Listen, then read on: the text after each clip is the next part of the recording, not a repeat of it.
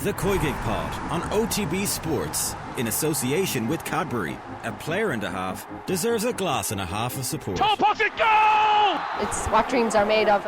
They are going to the World Cup Finals!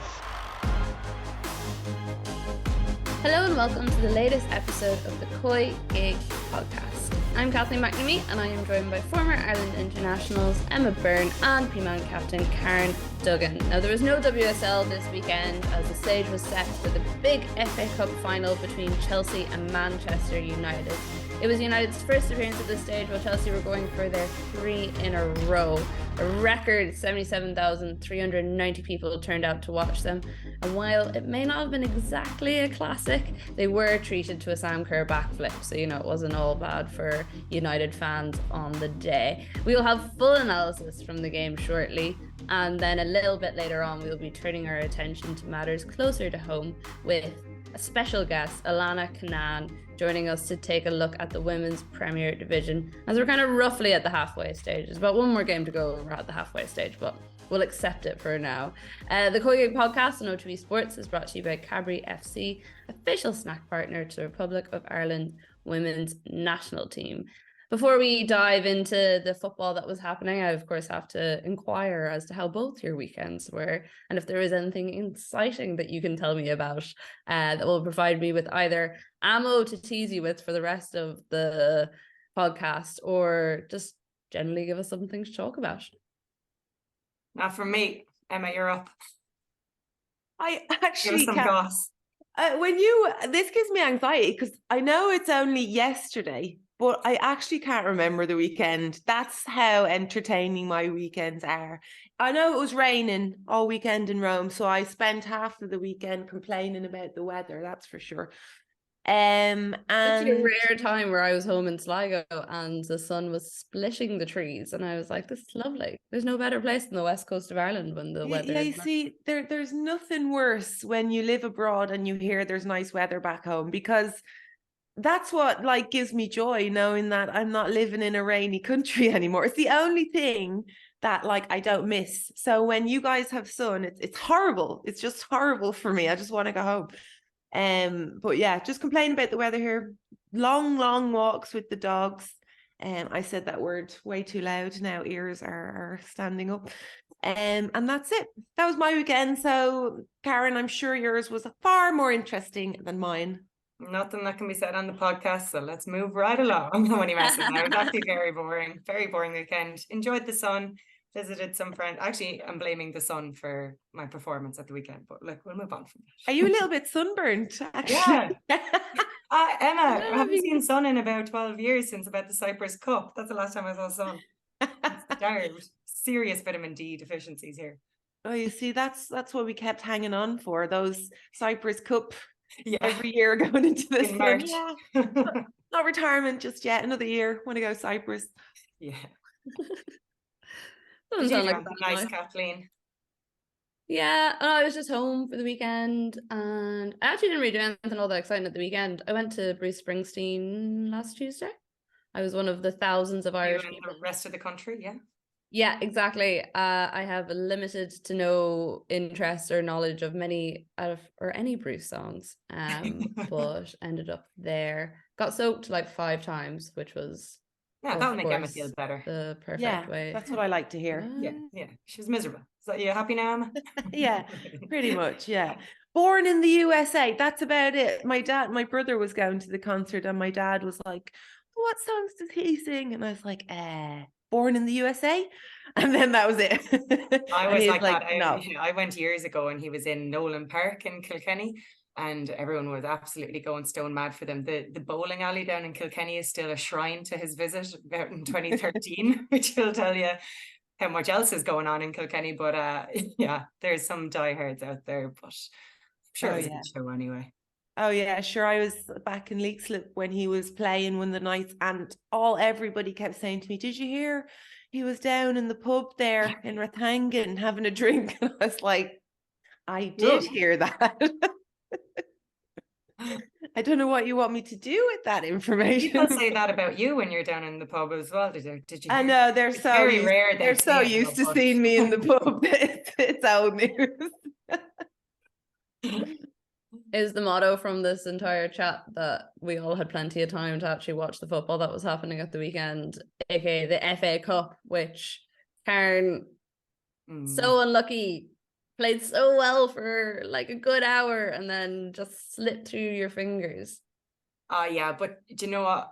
When they didn't score in the first half, I knew Chelsea were going to win, because the pressure they were putting on and the way they were closing down the space and the hassling and Harry, and I was like, this is their purple patch in the first half, and to not take advantage of it, I was like, well, Chelsea are just going to come out and get something in the second half. They played well, like you said, for an hour, but I just kind of thought, now I know they're professional athletes, but I kind of thought the big occasion, the big pitch, and the amount of running and energy they were expending in that first half to not reap any rewards from it was going to cost them in the end. And when they were pushing for a goal, I know they had one chance, but even Russo's attempt was very leggy. And they just didn't have the answers when they went one down, unfortunately, because like I say, yeah, it showed that they have bridged the gap a bit, but Chelsea are Chelsea. So. Well, you think about it, like they conceded 10 goals to Chelsea last season in 2 games, and then this season they've only conceded 11 in total in the entire league. So like you can definitely see the progress. So instead of losing 4-2 or whatever it was, they're now losing 1-0 to 2 Sam Kerr chances that came well made at the time. Yeah. Also kind of against the run of play. Yeah, completely. And like, as much as you get caught up in the occasion and thinking that they're top of the league and going for the FA Cup, you have to as well remember that Chelsea have won this 3 years in a row, and 3 years ago United were having their first season in the WSL. They've just come up. So I mean, it's a huge amount of progress. The only problem is that all eyes are on them, and a couple of those star performers are possibly going to leave in the transfer window, so you're wondering, was this their chance? But I don't think so. I think that United are becoming an attractive place. The crowd that they brought was fantastic. But Chelsea showed why, I guess, they know how to win titles even when they're not playing well and playing that brand of football that Emma doesn't love but is so effective. Like you say, it wasn't a classic, but no, it a was classic Chelsea definitely performance, maybe, in how they dug it out. I mean, it's Chelsea. Although we were talking about Chelsea and how good they were last week in the league against Leicester, right? Yeah, because I was worried going into this match that it could be a bashing, but the way United set out their stall at the start, I was like, oh. Well, I think United were lucky that Pernille Harder wasn't starting, to be quite honest. Yeah. And it's Chelsea. Chelsea, for me, are the female versions of Real Madrid. They do really well. They defend really well, and then they can just like pounce in those 2 moments and beat you 2-0. It's not attractive football, but who cares? They're winning everything. This is their third consecutive FA Cup and probably their third consecutive league. And they have the players, they've match winners. The problem is next season when they don't have Pernille Harder, because we've watched them all season and they haven't really impressed. Yes, they're still up there. Yes, they're probably going to win the league, but they haven't impressed at all. And the Champions League is what they were going for, because that is the step that they have to get to. And to be honest, they didn't really look like they were ever going to make that. I think they were lucky to get in and play Barca in the first place. But with regards to United, I mean, they're up there. They're the number 1 in the league. They should be going to the FA Cup and thinking they can win it. Absolutely, especially against a team like Chelsea that you can score against, you can dominate. But you had 2 teams that basically, the problem with United is they don't have the killer instinct. They don't have that player that can really turn the screw, that can punish teams. And Chelsea would be more than happy to play against that. They'll soak up the pressure and then they'll go against them in the counter-attack. And I don't think United's defence were up to that. I don't think they performed to their best, personally. They didn't shower themselves in glory, put it that way. Are you saying that of individual performers, Emma, or like just individual in general? I think the 2 centre backs were left quite exposed, but again, they didn't boss it like I've seen them boss games before. especially coming up to the World Cup where, you know, Laetitia is trying to show that she should be a starter for England. I don't think she covered herself in glory in that game in the final. But in general, for me, United were a little bit disappointing for me because they were in control and they just didn't go for it. They didn't know how to put Chelsea to bed, because they should have in that first half. And what Karen said is right. As soon as they don't score, I could have switched it off at half time and I would have known Chelsea were going to win. Yeah, I think they, like say, the killer instinct, if they had like a Rachel Daly, they possibly could have made something of that possession. Russo does the donkey work. She did all the pressing. She did it brilliantly. But then someone to just finish those one or two chances that Chelsea are going to give up to you wasn't there. And Ella Toone wasn't really able to make any incisive moves. And also I thought the change in formation didn't really help them all that much either. Like, obviously you want to get Bagier higher up the pitch as well, but you can do that still. It's probably the best I've seen Nikita Parris in a while. And then to take her off, I don't know if she was the one I would have gone for first. That was going to be one of the commentators. The commentators were pretty hard on Mark Skinner after the game, saying it was a really bad decision taking Nikita Parris off. Usually she is the first sub, so you do understand where he's coming from. But in this instance, I felt like something through the middle was a bit lacking. But this what really frustrates me about managers nowadays. It's like as if they have their subs already before the game. They have their minutes before the game, and that shouldn't be the case. They should be playing what they see. I actually don't really blame Mark Skinner for taking her off, because for me, that team is all about Ona Bagier. I've said it before, and it doesn't really make a difference what formation you play. She can still get high up the pitch no matter where she is. And I think Ona and Lucia Garcia's connection is just on a different level. So actually, I don't think it was a bad decision. In fact, I probably would have changed Nikita to the left side and brought Lucia Garcia on a little bit earlier when I saw that we were going to have problems. Obviously, you don't want to take Galton off either. But again, who do you want to take off? Nikita Parris or Galton? And for me, it would be Galton, because she does tend to like dip in and out of games, and it needed energy in an attacking sense. And to get Ona involved as much as I'd want her, I would have brought Lucia on earlier, to be quite honest. And I actually thought Parris was one of Chelsea's better players as well, so maybe switching things up. I think she had the measure of Galton in this game. Yeah, because Galton's not going to try and get past her, like as in pace-wise, try to beat her that much, not as much as she should, because that is what Parris's weakness is. She's too slow to be a fullback. And to look at, say, Chelsea a little bit in that first half, because like the squad themselves were very, very harsh on them. I think Emma Hayes and Paul Green both said that it was the worst half of FA Cup football they've ever played. Erin Cuthbert, when she was talking about her first half, she was like, felt she was very far away from the game in the first half, and that she wasn't able to do the best part of her game and get close to players, so that whenever they went a bit narrower in the second half, that suited her a bit better. And everyone pointed to Harder as being the difference, as Emma said. Emma Hayes also said that she felt like the team were suffering from the fact that they'd played so many games and that they just like everything was off in that first half, and it took someone like Harder coming on, who hasn't played as much this season because of injury, to bring that sort of precision. What do you guys think about Chelsea's assessment of their first half? I think it's easy to say that. Obviously, the games do take into consideration, but they were brilliant last week and not this week. And you can point to fatigue, but it wasn't an uncommon Chelsea performance either. I think, yeah, maybe they were a little bit complacent. They didn't think United would press as high, and they thought they would have more space in the middle. But I mean, the squad depth, I think they were never too worried about that.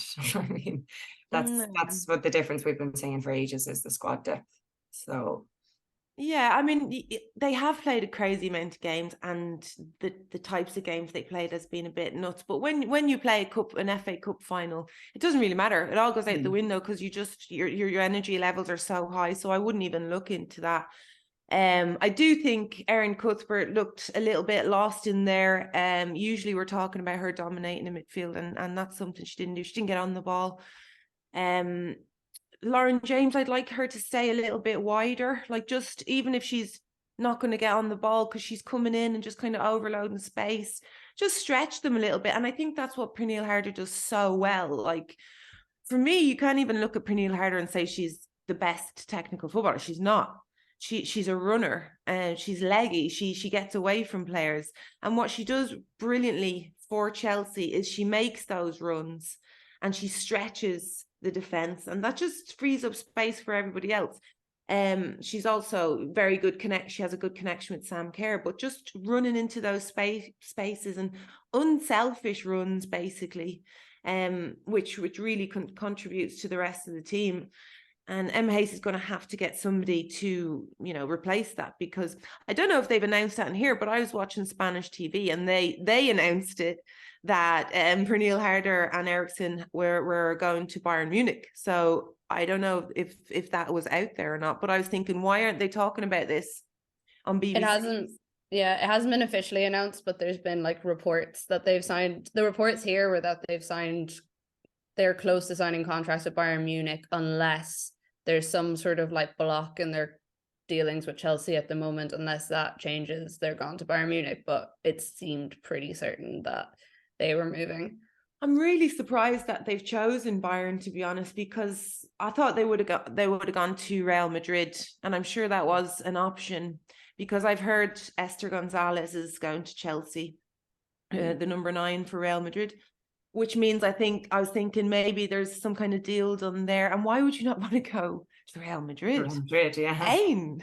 Yeah. So I'm surprised they're choosing to go to. I think a lot of people are surprised that Bayern Munich was the ones who won out in the end in the race for their signatures. Like, I saw that and I was like, surely not. Surely this is a ploy or something to get a bit more money for a move. I thought they would have gone to Spain, a bit like you. I thought Real Madrid or somewhere, or else Chelsea would have fought to hold on to them a little bit more. Yeah, I mean, if a player doesn't want to stay, Emma Hayes is not the type of manager to try and convince people. If people say that they want to go or whatever, she's like, yeah, go, then I'll just get someone else in, type of thing. And that's what she'll do. And you can be sure Emma Hayes already has players, like in fact, I know she already has players coming in for next season. That one in particular that I absolutely love. I think she's one of the best in the world, and I hope she goes. Names? Well, I heard about Macario, the Leon player who's coming back in, and I just think she's exceptional. And I think she would be brilliant for the WSL. So I do hope she goes there. And I think that would be, we wouldn't be talking about Pernille Harder ever again. I think she's brilliant. Yeah, Macario, I saw the recent reports, but also when I was reporting for ESPN, sources told me that she was really keen on a move to Chelsea at that stage, that when she had a year or two under her belt at Lyon, obviously she had her ACL injury as well, but Chelsea was on her radar, and Emma Hayes had also been in touch with her already about that as a possible move. So yeah, definitely wouldn't be surprised. Legally, of course. Yes, legally. All in the legal matter. The classic, just being like, oh, you should come over here sometime, and the player's like, oh yeah, maybe I will. But yeah, no, I knew she was keen on that as a move. And that's actually one thing I want to ask you, Emma, when you were saying about Pernille going and the gap that would be, but considering the amount of injury she has had over the last couple of seasons at Chelsea and the money she commanded when she first came, probably is going to still be a pretty nice transfer deal for Chelsea if they can play it right. Which I actually think it would be really good business for Chelsea. Yeah. At the end of the day, nothing to do with injuries or anything like that. I just think there's a time, and Emma Hayes is really good at recognizing that time for players when it's time for them to move on. So the fact that they're willing to let them go, I'm going to trust that she thinks it's that time for them. And I think there's really good business to be made. There's so many good players coming up in the La Liga as well, in the Spanish league. There's so many good players that could go over and play. in the WSL and make a really big impact. So I'm really interested to see how the summer signings go, and probably before the World Cup. You don't want to wait till after the World Cup. I hate that. I hate when there's a flush of signings after a World Cup because somebody's played well. It doesn't mean they're being consistent with their club. So I don't need to worry about that with Chelsea because they have been doing extensive research into La Liga as well. So yeah, I'm interested to see the changes that go on. Yeah, it's definitely going to be an interesting, and also that thing of like like with the Euros last summer, they kind of waited until after Barcelona waited until after the Euros for the Lucy Bronze and Kira Walsh and all those big signings. Sometimes these deals are kind of already in the woodwork, but they just don't come out until afterwards. So hard nowadays though to keep things a secret. Hands down, the Lucy Bronze one was the only one that I've actually genuinely been surprised when that was last minute. That's the only one that's actually caught me off guard in recent years, or that you haven't heard any sort of like little rumblings of.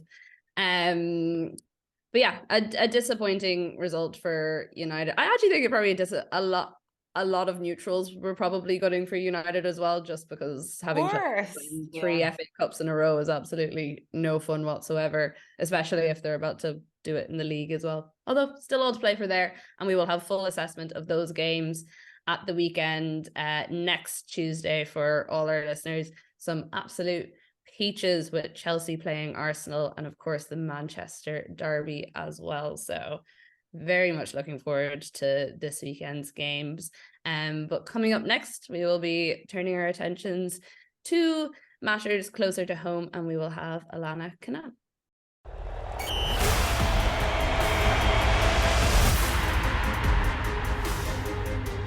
So we often bring a little bit of the Premier Division to your ears whenever we ask Karen about how she has got on for a particular weekend, because we just enjoy teasing her or celebrating. In fairness, we do a lot of celebrating of goals and little assists that may or may not have happened over the weekend. But this week we decided to, since we are kind of close to the halfway point, to bring in another expert to our midst, Alanna Cunnane, who follows the league very closely, so that we can spread our wings out past Peamount. Although we will, of course, touch on them as well, Karen. Promise we won't. Good. We won't let you slide that easily. Alanna, how are you doing? Good. Coincidentally coincides with Sligo's first win, so people are going to be calling for a bit of a, I don't know, a rigged call there. I can't like this wasn't at all planned whatsoever.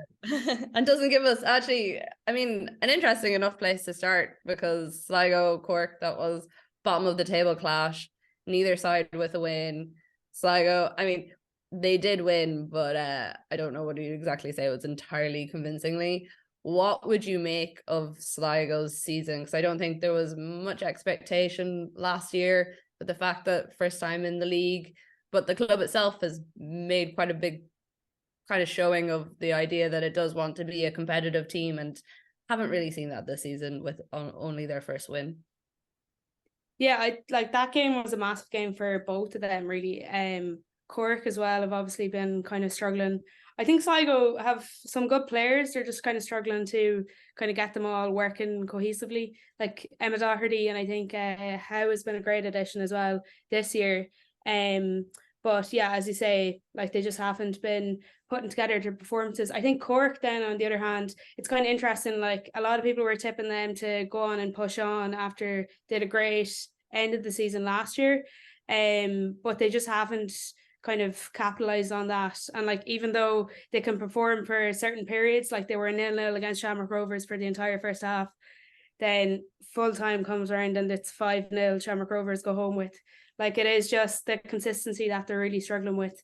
And yeah, something I'm sure they're looking to work on going into the rest of the season. Yeah, I think with Cork, it's their goal scoring, because like I say, they can stay in the match for a long period of time, but they don't make any use of that. They did put Rovers under pressure for large periods, but they couldn't convert it. And then once they go a goal down, it seems like that's it. We can't get back into this game, except for against us. But they're not as bad a team as the league table is showing at the moment, but something does need to change in terms of that mindset and how they get their attacking lines firing. Yeah, I mean, I think the thing with Cork, and I think it's been talked about so much over the last couple of years, because a lot of people question why it's not one of the more successful teams, considering, the footballing heritage. There's one small name of Denise O'Sullivan coming from Cork, and the fact that the club itself hasn't been able to utilize, I suppose, the bigger names from the county and the city and use that to their advantage to build more of a, I suppose, just a general legacy for themselves. And especially because they are coming from one of the bigger population areas, when you compare it to the likes of, I don't know, an Athlone or something, who are probably performing above themselves. Alanna, from what you've watched over the last couple of seasons, why is it that Cork hasn't been able to, I suppose, tap into that a little bit more? I know there's been various issues over the years. Yeah, I'd say it's probably the same thing Galway and Sligo kind of struggle with. And without going to, I don't know, into actual society thing, sure, even the likes of, just off the top of my head, I'm thinking Sarah McKevitt, obviously used to play with Cork from around the Tipperary area, and then obviously moves to Dublin.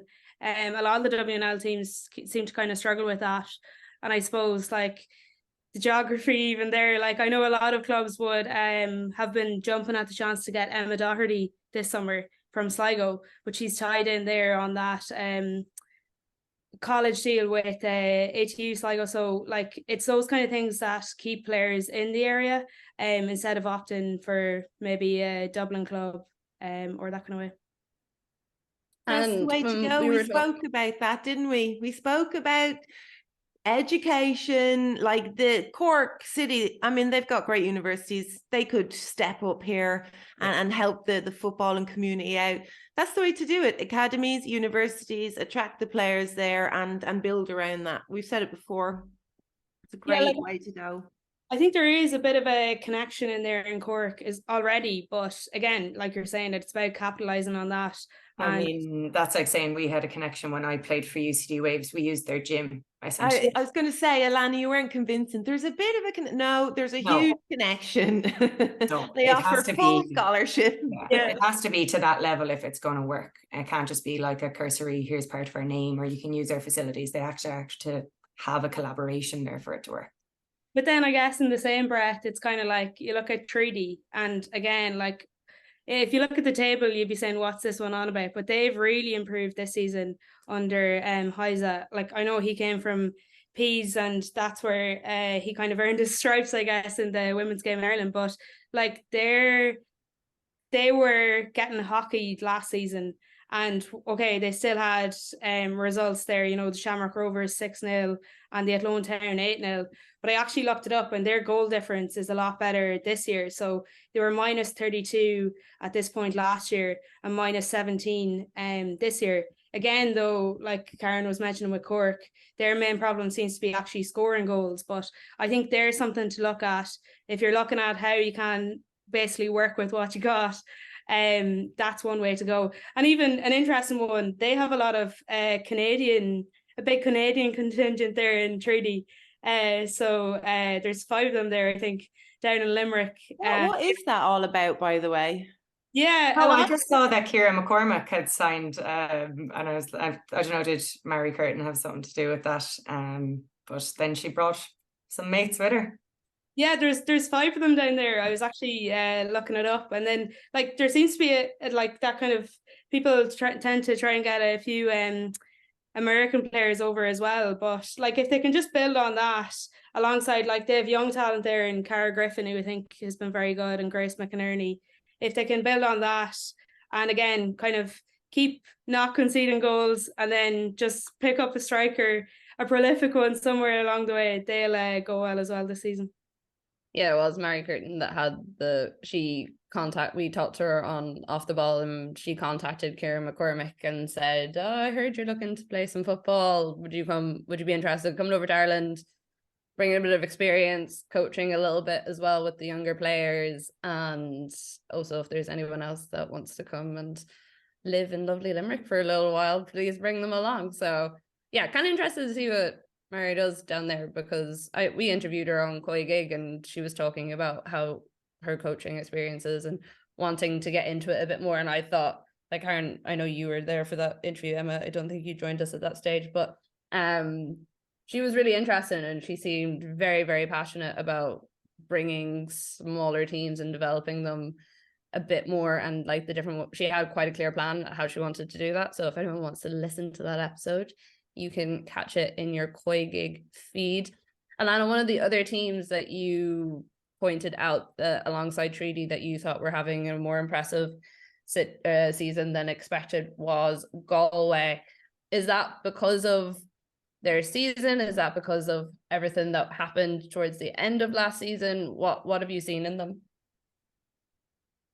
Yeah, it's quite an interesting one. I don't quite know what to put it down to, because I know I've even listened to a few players' interviews and they're asked, do you think it's the difference between Galway WFC and Galway United that's kind of incited this? And they all kind of tend to say no. But I mean, they've also had that change in manager from Phil Trill to Phil Trill from Alan Murphy. And I think he's kind of brought about a different kind of playing style for them. But fourth in the table for them, level with Shells and 3 points off the top spot. I think they would have bitten your hand off for that at the start of the season. Kind of went and done at loan, which is nearly a verb now in the Women's National League. And yeah, they kind of just, again, are using what they've got. Jenna Slattery there after winning Player of the Month. I think she's been very good for them, and linking up there with Gemma McGuinness, who of course they got from Sligo. So considering they're doing all of that as well without the likes of Julianne Russell, of course, who had lots of experience, and then Chloe Singleton and Shauna Brennan, who went to at loan, there is a lot to be said for what they're doing down there in Galway. Build them up too much. We're playing them next week. Even though a Peamount Galway match can go either way, really, can't it? Like going off pass form. One time we just bottled the entire league against them. Come on, give us some credit. The other times we were fine. That's the one that sticks out in everyone's memory. I know they're a good side. I think Gemma McGuinness was a very, very, very good signing for them. She's an excellent player. Especially considering the loss of Chloe Singleton. She's kind of like a marquee player for them to get. So but yeah, I don't think it's the switch from Galway women to Galway United. I think it's a lot to do with Phil Trill and how he set them up, and he's getting the most from them, has an actual style of play, whereas before maybe they were leaning on the players a bit much to drag the younger ones along. But now I think they have a definite structure to how they play. So yeah, it'll be an interesting one. I do think it'll be quite a close match with us next week. Like, there's nothing really between the top teams at the moment, so you'll have to be on high alert there, Karen, for the corners. I watched all Galway's goals just leading up to this, and a lot of them are from corners, so you'll be under pressure there anyways. Don't give them away. All right, Emma? Give them away. I used to love corners. No. Marking up. No, don't mark her. Let her come out the way.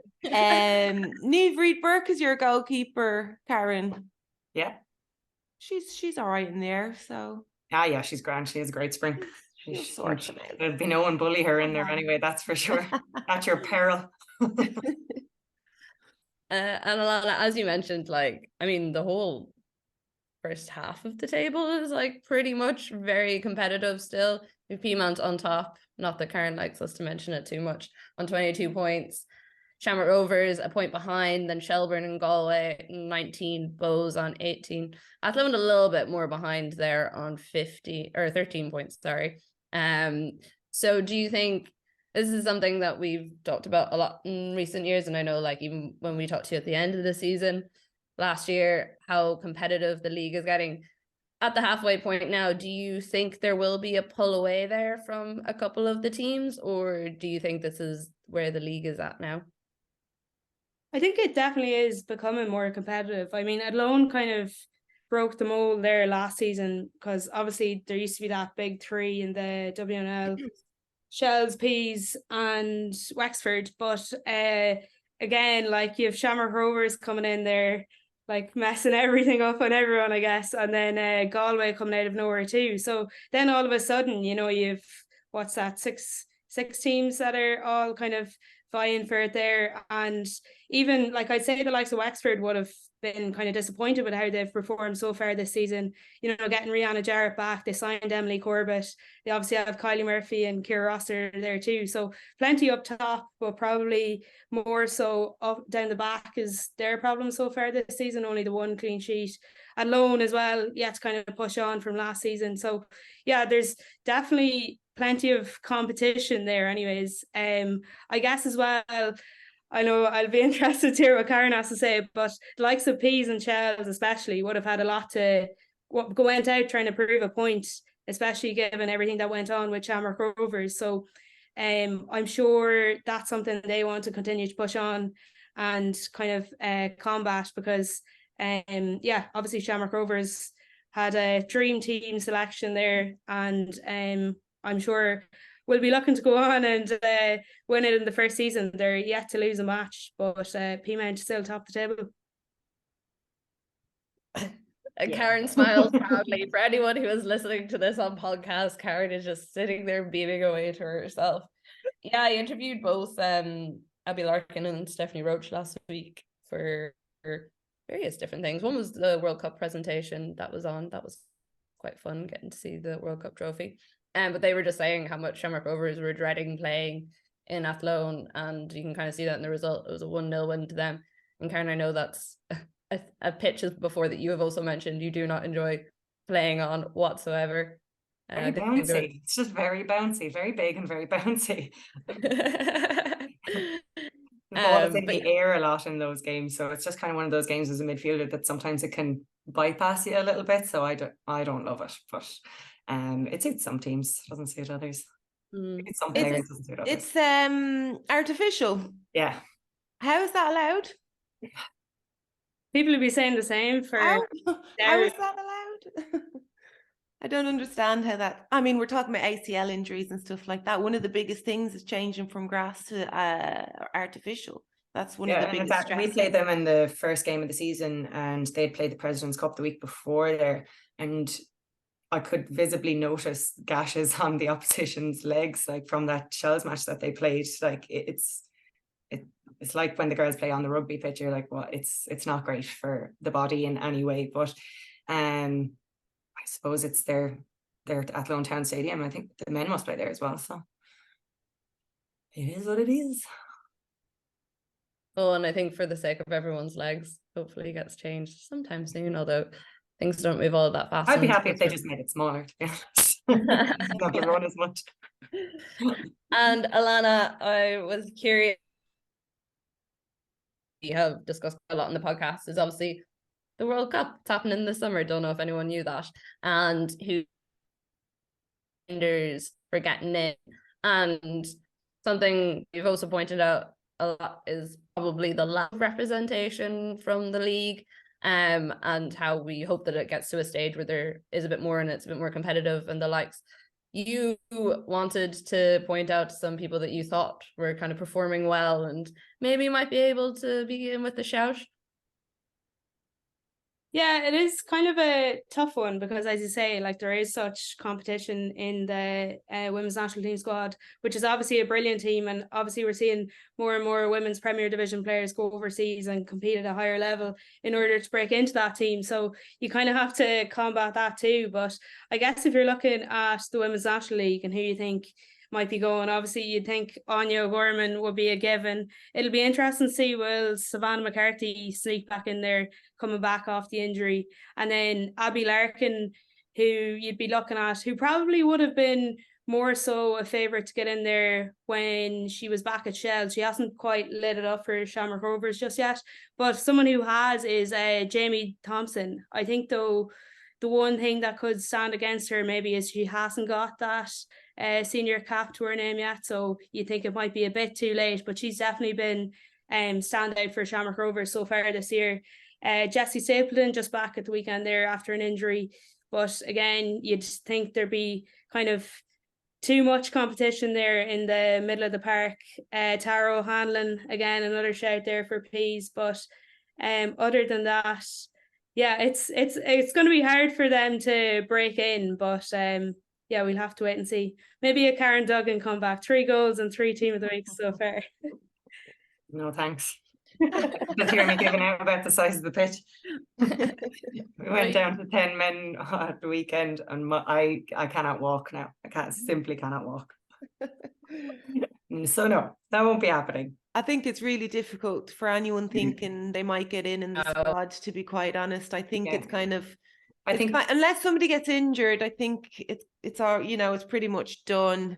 Yeah, and I think for the girls themselves, the sooner the squad is named, the better, because I think that there's players putting themselves under undue pressure at the moment, and maybe overdoing it a bit, and it's going to be at their detriment. It was kind of like when the pressure wasn't on, they were performing much better, because it's just, especially the younger girls, like something like that can get in your head a little bit. So the sooner the squad is announced, probably the better for everyone. Officially announced until after the France game, I think, or just before it. So still, yeah, but we'll have a fair idea, I think, from selections. Oh yeah, definitely. Like if someone gets a random call into that squad, that's probably going to, like, where did that name come out of? But yeah, I don't think that'll happen. No, I don't think anyone who hasn't been involved from the league will be called in at this point.